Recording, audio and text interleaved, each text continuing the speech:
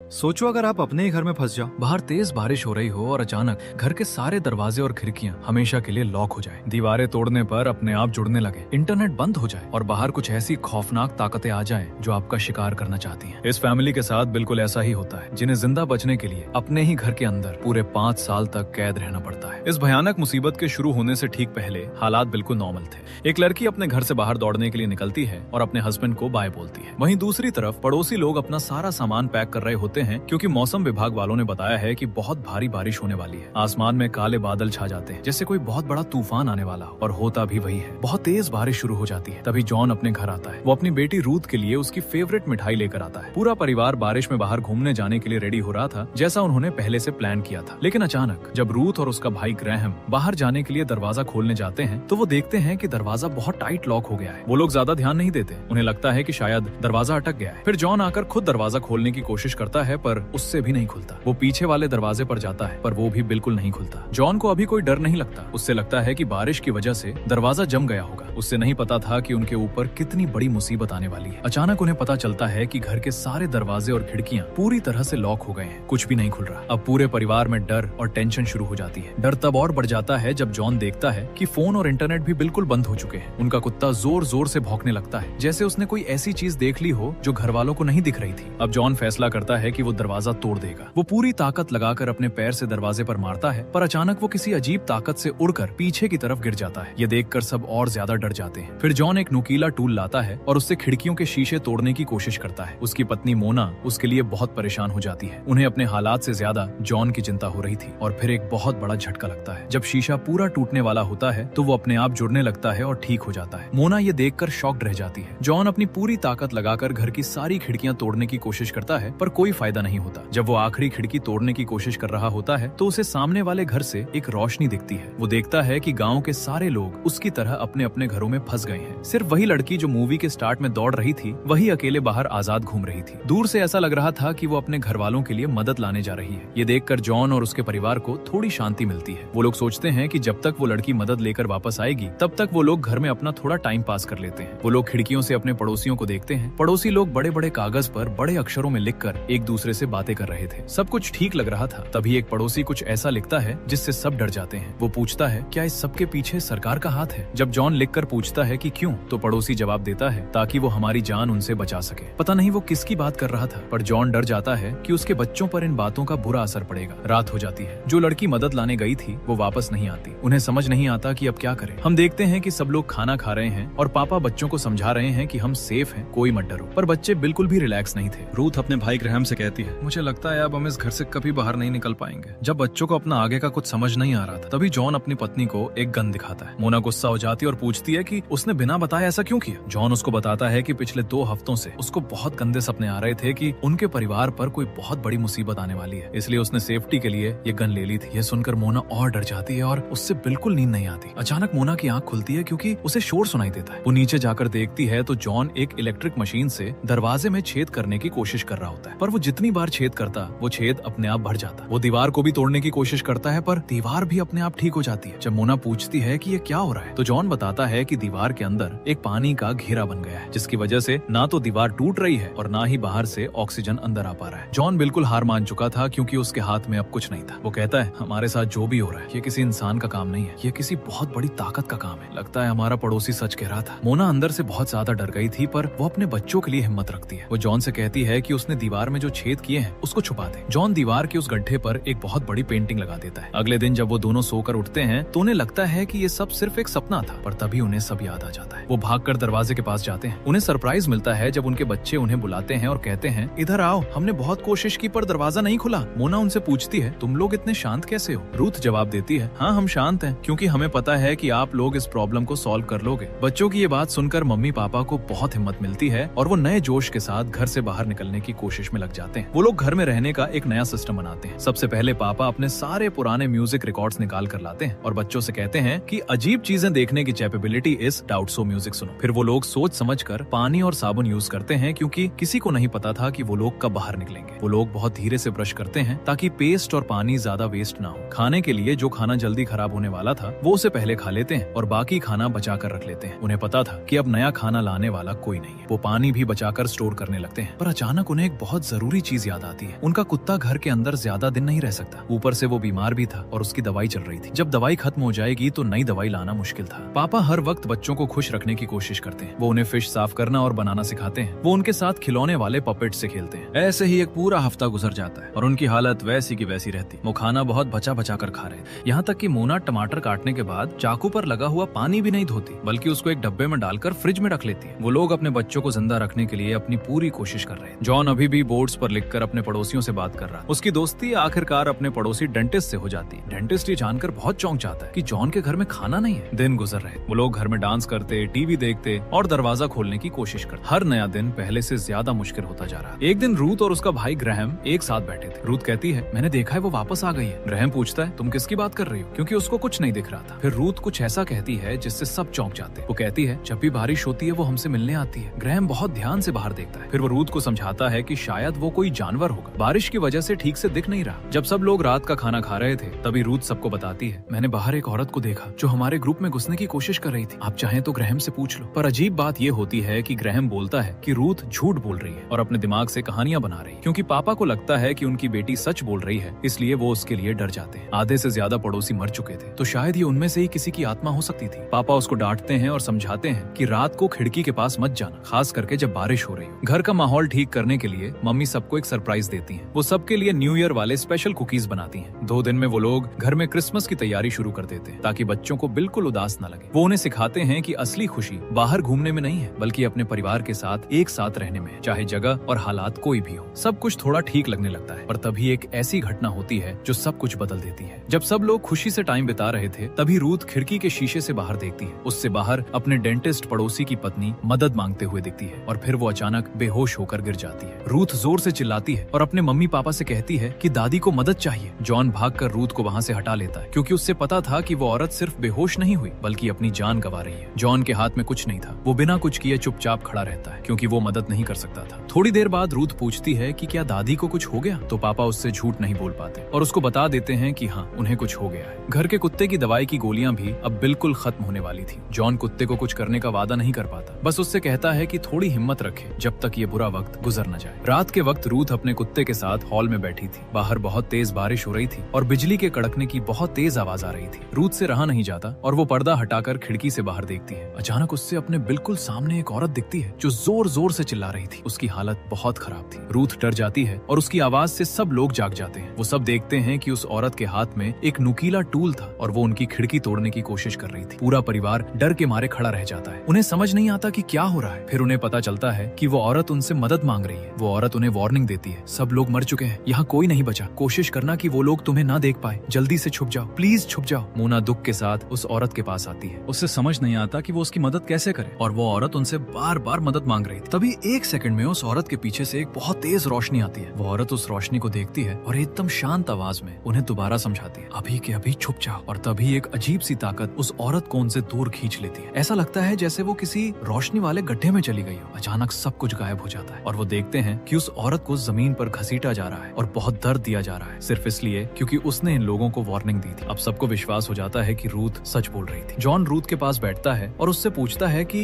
रोज रात को उसने किसे देखा है। रूथ बताती है कि जो उनसे मिलने आता है वो बहुत अच्छा है, उनसे बहुत शांत रहता है, कोई शोर नहीं करता और ऐसा लगता है जैसे वो हमसे प्यार करता है। जॉन उससे समझाता है कि अगर उसने हमें घर में कैद कर रखा है तो वो हमसे प्यार नहीं करता। जॉन उससे वादा करता है, जब तक मुझ में जान है मैं तुम सबको कुछ नहीं होने दूंगा। उस डरावनी रात में पूरा परिवार एक ही बेड पर एक साथ सोता है। वो लोग डिसाइड करते हैं कि वो सारी खिड़कियों को ढक देंगे। उन्हें अब बाहर वालों को ये दिखाना था कि इस घर में कोई जिंदा नहीं बचा है, ताकि अगर उस औरत की बात सच हो तो वो उनकी नजर से बच सके। अगले दिन जब जॉन उठता है तो वो देखता है कि बाकी के पड़ोसी भी अपनी जान गंवा रहे हैं। वो जल्दी से ये बात अपने बच्चों से छुपाता है और कहता है, चलो बच्चों, एक्सरसाइज करने का टाइम हो गया है। सब लोग अपनी अपनी फेवरेट एक्सरसाइज करने लगते हैं। हमेशा की तरह रूथ जब भी कुछ करती है कुछ गड़बड़ हो जाती है। एक्सरसाइज की वजह से घर में दरारें आने लगती हैं। वो भागकर अपने मम्मी पापा को बताती है। फिर वो ध्यान से देखते हैं कि घर की चिमनी में कुछ जगह खाली है। रूथ आइडिया देती है कि हम ऊपर छत की तरफ से निकल सकते हैं, क्योंकि वही एक रास्ता खुला है। पर मोना उसको समझाती है कि वो जगह उनका वजन नहीं उठा पाएगी। रूथ कहती है, मेरा वजन कम है, मैं ऊपर जा सकती हूँ। वो लोग उसको बहुत अच्छे से रस्सी से बांध देते हैं ताकि वो उसको आराम से ऊपर भेज सके और वापस नीचे खींच सके। जब रूथ ऊपर जा रही होती है तो वो बताती है कि वहाँ हर जगह दरारें हैं। वो अपनी माँ से कहती है कि सब कुछ वैसे ही छोड़ दे। कुछ देर डर के बाद रूथ आखिर में ऊपर पहुँच जाती है। वो खुशी से कहती है, मुझे हवा दिख रही है, मैं हवा को फील कर सकती हूँ। पर पर अचानक उसी सेकंड बाहर का मौसम बहुत खराब हो जाता है। ऐसा लगता है जैसे बाहर का मौसम नहीं चाहता था कि कोई भी इंसान जिंदा रहे। वो डर जाते हैं और जल्दी से रूथ को नीचे खींच लेते हैं ताकि उसको कुछ हो न जाए। उन्हें समझ नहीं आता कि अब वो इस बात का क्या करे। तभी उन्हें पता चलता है कि उनका कुत्ता डर के मारे और दवाई न होने की वजह से धीरे धीरे मरने वाला है। मोना बच्चों को समझाती है कि कुत्ता बहुत बूढ़ा और कमजोर हो चुका है, बिना दवाई के वो जिंदा नहीं रह पाएगा। वो बच्चों से कहती है कि उससे आखिरी बार प्यार कर लो क्योंकि अब कुछ ही घंटों में सब खत्म हो जाएगा। वो उन्हें कमरे में ले जाती है। जॉन मोना को म्यूजिक तेज करने को कहता है। उसने फैसला कर लिया था कि वो कुत्ते को गोली मार देगा ताकि उसकी तकलीफ और दर्द खत्म हो जाए। जॉन बहुत दुख के साथ उसको गोली मार देता है। उसका दिल टूट जाता है। मोना उसके पास आकर उससे दिलासा देती है। वो कहती है कि उसने जो किया वो सही था क्योंकि कुत्ता बहुत दर्द में था और पता नहीं कब तक ऐसे ही तड़पता रहता। अब मोना कहती है कि हमें उसकी बॉडी को ठिकाने लगाना पड़ेगा और दफनाने का रास्ता निकालना पड़ेगा। बहुत रोते हुए वो लोग डिसाइड करते हैं कि वो उसको चिमनी की आग में जला देंगे। जॉन दुख के साथ उसके छोटे छोटे टुकड़े करता है। जैसे ही वो चिमनी में आग लगाने वाला होता है उससे वहाँ एक लोमड़ी दिखती है। वो सोचता है कि आग में जलाने से अच्छा है कि वो मीट उस लोमड़ी को फेंक दे, पर जब वो ऐसा करता है तो लोमड़ी उसे खाने से मना कर देती है और वहाँ से चली जाती है। हालात और भी खराब होते जा रहे थे। अगले दिन से जब भी बारिश शुरू होती घर में इमरजेंसी लग जाती। सब लोग पर्दे गिरा देते और खिड़कियों से दूर छुप जाते। पर एक दिन रूथ अपना पौधा खिड़की के पास भूल जाती है। वो जल्दी से उसे लेने जाती है और गलती से पर्दा खोल देती है। अचानक उस मिस्टीरियस अजीब चीज को पता चल जाता है कि घर के अंदर कोई जिंदा है। वो घर के पास आता है और पहली बार पूरा परिवार उसे देखता है। उसकी परछाई बहुत ही डरावनी थी। उसके बहुत सारे हाथ और पैर थे। रूथ खुद को एक रूम में बंद कर लेती है और रोती है कि उसकी वजह से सब फंस गए। पर शुक्र है कि वो बात वहीं खत्म हो जाती है और वो लोग बच जाते हैं। ऐसे ही उस घर में उन्हें 3 महीने गुजर जाते हैं। एक दिन खाना खाते वक्त रूथ हमेशा की तरह गुस्सा करती है और बोलती है कि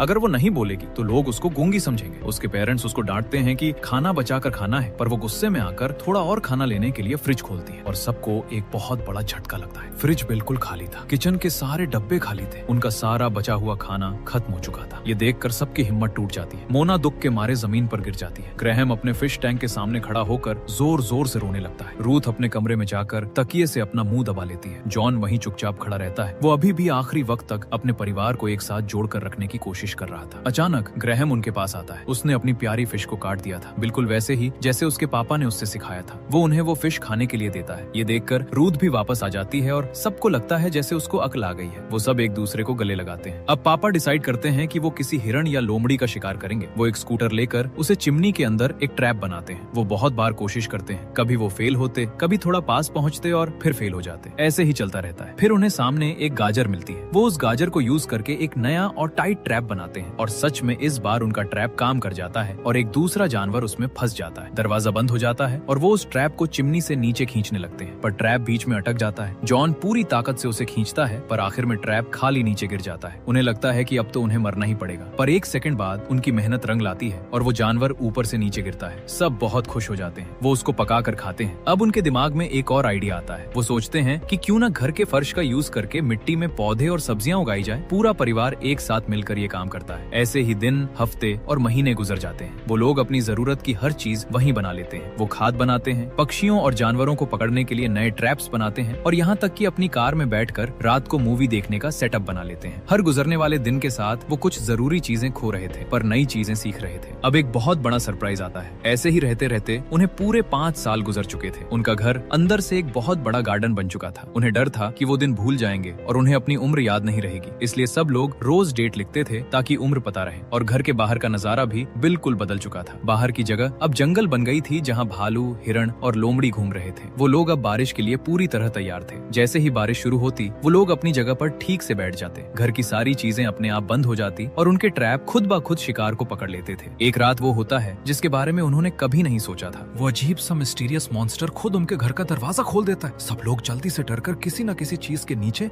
या बगल में छुप जाते हैं ताकि वो मॉन्स्टर उन्हें ना देख पाए। वो मॉन्स्टर अपने डरावने रूप में घर के अंदर आता है। पर अच्छी बात ये थी कि उसने आखिर कार दरवाजा खोल दिया था। वो देखते हैं कि वो मॉन्स्टर पानी का बना हुआ था और वो जहाँ भी पाँव रखता वहाँ की जमीन बर्फ बन जाती थी। परिवार वाले चुपचाप छुप कर उससे बचते रहते। जब उस मॉन्स्टर को कोई नहीं मिलता तो वो घर में उगी हुई सारी मिट्टी और पौधों को बर्बाद कर देता है। उसके बाद वो घर से बाहर निकल जाता है और दरवाजा खुला छोड़ देता है। ये देखकर ग्रैहम भागकर बाहर निकलने की कोशिश करता है, पर वो वहाँ नहीं पहुँच पाता और दरवाजा बंद हो जाता है। पर जॉन देखता है कि पहले जो छेद पानी से भर गए थे अब उनमें से सूरज की रोशनी अंदर आ रही है। जॉन के अंदर एक उम्मीद जागती है कि शायद अब दरवाजा खुल सकता है। सब लोग ध्यान से देख रहे थे जब जॉन ने हैंडल पकड़ा, पर एक ही सेकंड में उनकी उम्मीद फिर टूट जाती है क्योंकि दरवाजा पहले की तरह ही लॉक था। रूथ किताबें पढ़ती है और सबको बताती है कि उनका शहर पहले समुंदर का एक हिस्सा था, जहाँ ये अजीब कीड़े और समुद्री जानवर रहते थे। वो कहती है शायद ये लोग हमें मरना नहीं चाहते, वो सिर्फ ये चाहते हैं कि हम यहाँ से चले जाएं, क्योंकि ये जगह और जमीन उनकी है, हमारी नहीं। ये बात उन्हें ठीक लगती है। मॉन्स्टर के आने की वजह से उनके घर की मिट्टी खराब हो गई थी और अब सारे पौधे मर रहे थे। इसी सदमे के बीच वो देखते हैं कि उनके ऑटोमेटिक ट्रैप ने एक जानवर को पकड़ा है। अगर रूथ ने उसमें हाथ नहीं डाला होता तो वो जानवर जिंदा जल जाता। रूथ को उस पर तरस आ जाता है। वो उसे हाथ लगाती है और बोलती है नहीं, तुम अभी बहुत छोटे हो। पर वो छोटा जानवर उसको काट लेता है और रूथ जोर से चिल्लाती है। उस जानवर के काटने में जहर था और उनके पास जख्म साफ करने के लिए कोई दवाई नहीं थी। जॉन भागकर उस जानवर को पकड़ता है ताकि घर में आगे कुछ ना हो और अपने नंगे हाथों से उसकी गर्दन अलग कर देता है। रूथ ने अगर ये बेवकूफी नहीं की होती तो शायद उन्हें आगे का रास्ता नहीं मिलता, जो अभी हमें पता चलेगा। रूथ के अंदर इन्फेक्शन फैलने लगता है, उसको बुखार आ जाता है और उसे ठीक होने के लिए एंटीबायोटिक दवाई की जरूरत थी, पर उनके पास दवाई नहीं थी। मोना फैसला करती है कि इतने साल जिंदा रहने के बाद वो अपनी बेटी को ऐसे ही मरने नहीं देगी। जॉन जल्दी से अपनी कार में बैठता है और पूरी स्पीड से कार को घर के दरवाजे पर मारता है ताकि दरवाजा टूट जाए, पर कार पूरी तरह टूट जाती है और दरवाजे को कुछ नहीं होता। उल्टा जॉन को चोट लग जाती है। चोट की वजह से जॉन ध्यान से नहीं देख पा रहा था। तभी उसको जमीन पर मिट्टी में कुछ दरारें दिखती हैं। वो एक नुकीले टूल से जमीन को तोड़ने की कोशिश करता है, शायद वहाँ से कोई रास्ता मिल जाए। जैसे ही वो तोड़ता है उसका टूल मुड़ जाता है। मोना डर जाती है कि कहीं पूरा घर उनके ऊपर न गिर जाए। वो जॉन को मना करती है, पर जॉन हार नहीं मानना चाहता था। वो अपनी जगह खड़ा नहीं रह सकता था जब उसकी फैमिली उससे दूर जा रही थी। वो दरारों के पीछे पीछे जाता है और आखिरकार उसको फर्श के नीचे एक बहुत बड़ा गड्ढा मिलता है। ये गड्ढा उनकी नाली का रास्ता था। वो लोग सोचते हैं कि अगर वो किसी तरह डेंटिस्ट पड़ोसी के घर पहुंच जाएं, तो उसके पास जरूर दवाई होगी। मोना कहती है कि वो वहां जाएगी क्योंकि उसे डर था कि अगर जॉन को कुछ हो गया तो बच्चों का क्या होगा। वो मोना को रस्सी से अच्छे से बांध देते हैं और उसके हाथ में एक बात करने की मशीन दे देते हैं ताकि वो एक दूसरे से बात कर सके। मोना सीवर के रास्ते से आगे बढ़ती है और आखिर में पड़ोसी के घर पहुंच जाती है, पर जैसे ही वो वहां पहुंचती है उनकी मशीन का कनेक्शन टूट जाता है और उन्हें मोना की तेज चीख सुनाई देती है। जॉन रोने लगता है और जोर जोर से जमीन तोड़ने की कोशिश करता है ताकि वो मोना के पास जा सके। ग्रैहम भी बहुत टेंशन में था, पर तभी वो देखता है कि उसकी माँ सामने वाले घर में ठीक है। आखिर में मशीन का कनेक्शन वापस आ जाता है। मोना पड़ोसी के घर में ढूंढती है। वहाँ उससे बहुत सारी मरी हुई बॉडी मिलती हैं जो पूरी तरह सड़ चुकी थी और उनके अंदर कीड़े घूम रहे थे। पर खुशी की बात ये थी कि उससे दवाइयों के डब्बे मिल जाते हैं जिनमें एंटीबायोटिक्स थी। वो बहुत खुश होती है और खिड़की के पास आकर जोर जोर से उछलती है ताकि घर वालों को पता चल जाए। पर तभी उसके चारों तरफ वो डरावना बड़ा मॉन्स्टर धीरे धीरे आने लगता है। मोना डर जाती है और जल्दी से वापस सीवर के रास्ते से अपने घर की तरफ भागती है। रास्ते में उससे सीवर में भी बहुत सारी मरी हुई बॉडीज मिलती हैं। अचानक वो मॉन्स्टर उसके पीछे वापस आ जाता है। मोना अपनी गन से उस पर गोलियां चलाती है, पर मॉन्स्टर पर गोलियों का कोई असर नहीं होता। मोना भागती हुई वापस जॉन के पास आ जाती है। जॉन जल्दी से ईंट और मिट्टी से उस सीवर के गड्ढे को हमेशा के लिए बंद कर देता है और आखिरकार रूथ को दवाई मिल जाती है। उस मॉन्स्टर से बचने के बाद पूरा परिवार अब एक साथ मिलकर फैसला करता है कि उन्हें अब बाहर निकलना ही पड़ेगा। खाने की मिट्टी खराब हो गई थी और वो और कुछ नहीं उगा सकते थे। उन्हें अब रास्ता निकालना ही था। वो लोग अपने अपने हथियार तैयार करते हैं। उनका प्लान था कि वो मॉन्स्टर को फंसाएंगे और उसके ऊपर आग लगा देंगे। पर जब बारिश का टाइम आता है और वो सब लोग पूरी तरह तैयार खड़े थे, तभी कुछ अजीब होता है। घर के सारे नल अपने आप खुल जाते हैं। चिमनी, बाथरूम और हर जगह से पानी आने लगता है। पूरा घर पानी में डूबने लगता है, जिसका उन्हें अंदाजा भी नहीं था। उनका सारा प्लान पानी में बह जाता है। जॉन पानी में गोते खाने लगता है। पानी इतना ज्यादा था कि सब डूब रहे थे। जब मोना शीशा तोड़ने की कोशिश कर रही थी, तभी उससे खिड़की के बाहर बहुत सारे छोटे छोटे अजीब जानवर दिखते हैं जो उस बड़े मॉन्स्टर जैसे ही थे। बहुत सारे नए और अजीब मॉन्स्टर्स उनके घर के अंदर घुस आते हैं और उन पर हमला कर देते हैं। जब जॉन का प्लान थोड़ा सा काम करता है और मोना एक मॉन्स्टर को आग लगाने में कामयाब हो जाती है, तो वो मॉन्स्टर चुप नहीं बैठता। वो अपने बहुत सारे हाथों से मोना को पकड़कर दूर फेंक देता है। वो जॉन की तरफ भी दौड़ता है और उसे बहुत पीटता है। सब एक जगह इकट्ठे होते हैं। ग्रैम कहता है, आप सब जल्दी से ऊपर जाओ, मैं तैरकर सारे टूल्स लेकर आता हूँ। पापा उस पर भरोसा करते हैं, पर मोना बहुत ज्यादा डर जाती है और उसे ऐसे देखती है जैसे आखिरी बार देख रही हो। पर ग्रैहम बहुत बहादुरी से तैरता हुआ जाता है और जो उससे चाहिए था वो उठा लेता है। वो मॉन्स्टर उसके पीछे पड़ा था और उसको पकड़ने ही वाला था, पर आखिर में पापा उसको ऊपर खींच लेते हैं और वो बच जाता है। हम देखते हैं कि वो सब घर में सबसे ऊपर की छत तक पहुंच गए हैं, पर वहाँ के शीशे भी लॉक थे और उन्हें समझ नहीं आ रहा था कि कहाँ जाएं। पानी बहुत तेजी से बढ़ रहा था और सारे मॉन्स्टर्स उन पर हमला कर रहे थे। आखिर में उनका आधा प्लान काम करता है। वो घर की नालियों का रास्ता खोल देते हैं, जिससे पानी नीचे करने लगता है और जॉन के बनाए हुए रास्ते से वो बड़ा वाला मॉन्स्टर मोटी मोटी चेन्स में बंध जाता है। पर जैसे ही पानी कम होता है, पानी के बहाव की वजह से परिवार का हर मेंबर अलग अलग जगह जाकर गिरता है और वो सब एक दूसरे से अलग हो जाते हैं। आखिर में जब वो ठीक से खड़े होते हैं और दरवाजे के पास जाते हैं, तो उन्हें झटका लगता है क्योंकि दरवाजा अभी भी लॉक था। जॉन को बहुत गुस्सा आता है। वो उस मॉन्स्टर के पास जाता है जो चेन्स में बंधा हुआ था। वो अपने हथियार से उसे मारने की धमकी धमकी देता है और कहता है कि अगर उसने दरवाजा नहीं खोला तो वो उसको खत्म कर देगा। पर तभी रूथ बीच में आती है और बोलती है, बस करो पापा, अगर आपने उसे मार दिया तो हम यहाँ से कभी बाहर नहीं निकल पाएंगे। ये सुनकर जॉन रुक जाता है। उसको याद आता है जब रूथ में कहा था कि ये मॉन्स्टर बहुत प्यारा है, और उसको याद आता है जब किसी ने शीशे पर हाथ रखकर उनसे जुड़ने की कोशिश की थी। जॉन उस मॉन्स्टर को चेन से आजाद कर देता है और अपना हथियार जमीन पर फेंक देता है। वो मॉन्स्टर उठकर खड़ा होता है। एक सेकंड के लिए सब डर जाते हैं, पर वो मॉन्स्टर उनके लिए दरवाजा खोल देता है और वो बाहर आ जाते हैं। वो देखते हैं कि सारे मॉन्स्टर्स उनके चारों तरफ इकट्ठे हो गए और उनका पूरा घर जमीन के अंदर धंस रहा था, क्योंकि जैसा रूथ ने कहा था, ये शहर उन समुद्री जानवरों का है, उनकी जगह नहीं। न जमीन उनकी है और न ये जगह उनकी है। पर ये अब जरूरी नहीं था। वो जल्दी से दौड़कर एक बड़े से बोट पर चढ़ जाते हैं और अपनी जान बचा लेते हैं। पूरे शहर में सिर्फ यही एक अकेला परिवार बचा था। आखिर में जॉन मोना से पूछता है कि अब हम कहाँ जाएंगे, तो मोना जवाब देती है, किसी भी जगह जो सिर्फ हमारी हो। पर रास्ते में आगे जाकर उनकी बोट खराब हो जाती है और उन्हें बचाने वाला कोई नहीं था। ये उनके लिए नई मुसीबत का पहला दिन बन जाता है।